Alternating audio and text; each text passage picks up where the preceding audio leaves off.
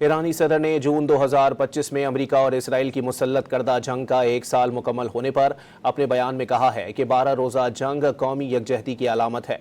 ईरानी media के मुताबिक Masood Pezeshkian ने ईरानी कौम का इत्तेहाद और मज़ाहमत काबिल तारीफ़ है।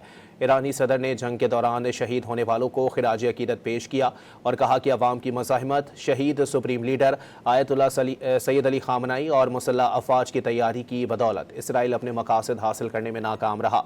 उन्होंने मज़ीद कहा कि इसराइली हुकूमत ने यह सोच कर गलत अंदाज़ा लगाया कि आला फ़ौजी शख्सियात और स्ट्रेटजिक तनसीबात पर हमले ईरानी कौम को कमज़ोर और मुल्क को गैर मुस्तहकम कर देंगे।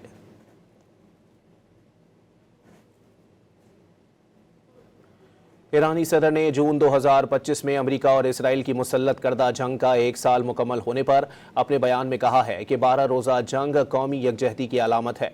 ईरानी मीडिया के मुताबिक मसूद पेज़ेश्कियान ने ईरानी कौम का इत्तेहाद और मज़ाहमत काबिल तारीफ़ है।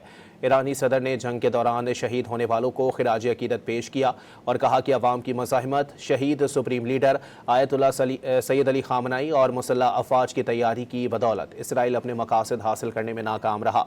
उन्होंने मज़ीद कहा कि इसराइली हुकूमत ने यह सोच कर गलत अंदाज़ा लगाया कि आला फ़ौजी शख्सियात और स्ट्रेटजिक तनसीबात पर हमले ईरानी कौम को कमज़ोर और मुल्क को गैर मुस्तहकम कर देंगे।